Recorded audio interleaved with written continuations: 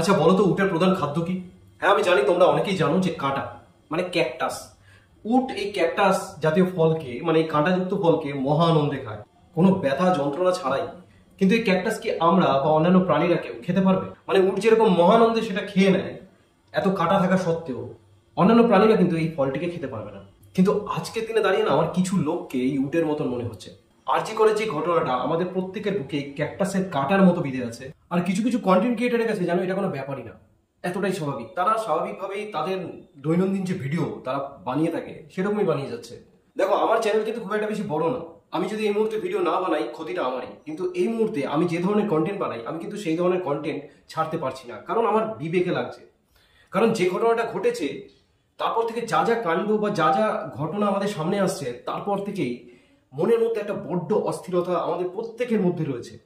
আর তার মধ্যে দাঁড়িয়ে এরকম হাসির ছলে মজার ছলে ভিডিও বানানো, আমি জানি না তারা কোন মানসিকতা নিয়ে থাকে, তারা কিভাবে এটা পারে করতে।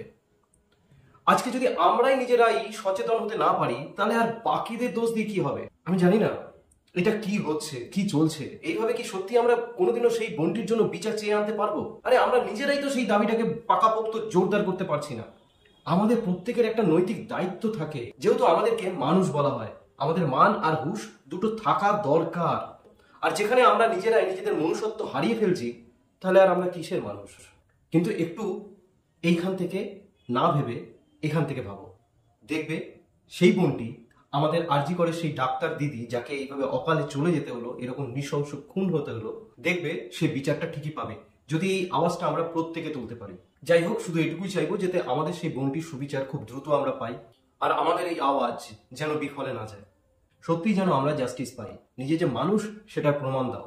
একটু এখান থেকে না ভেবে না এখান থেকে ভাবো। যেদিন প্রতিটা মানুষের বিবেক জাগ্রত হবে সেদিন কিন্তু এই আওয়াজটা ঠিকই জাস্টিস ফিরিয়ে আনতে পারবে।